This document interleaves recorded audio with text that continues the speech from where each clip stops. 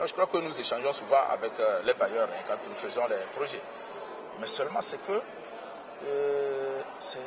des fois on a l'impression que les bailleurs ont des priorités.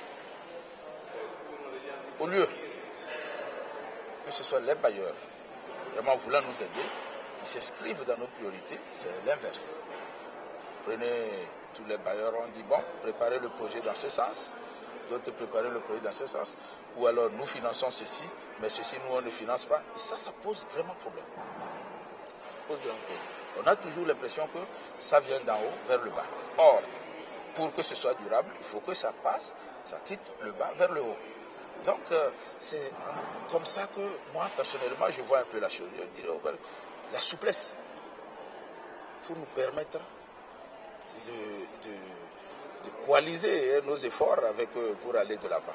Parce que si ils disent, nous, voilà, c'est cet aspect que nous finançons, alors ça nous pose vraiment problème. Et puis, il y a l'aide publique au développement, qui est une chose assez importante, mais qui nous pose vraiment problème parce que nous voudrions avoir peut-être quelque chose comme une banque pour financer les forêts. Vous voyez, nos pays ont des priorités, n'est-ce pas? Alors, on dit, bon, voilà, nous avons des priorités, voilà ceci, on va faire cela, on va faire ceci, on va faire ceci d'abord.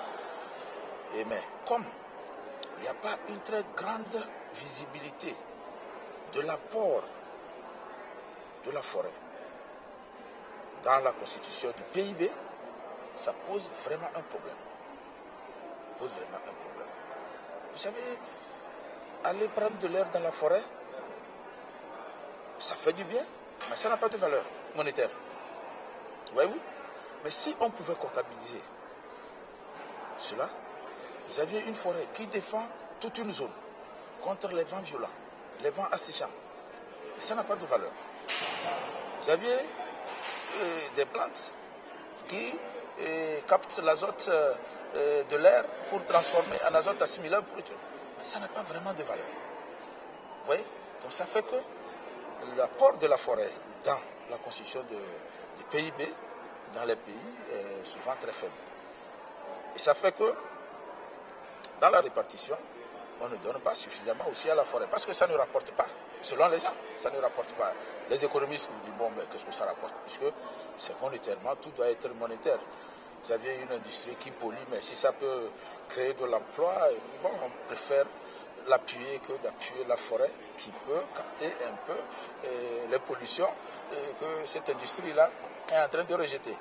Donc c'est justement cet aspect-là qui est très important.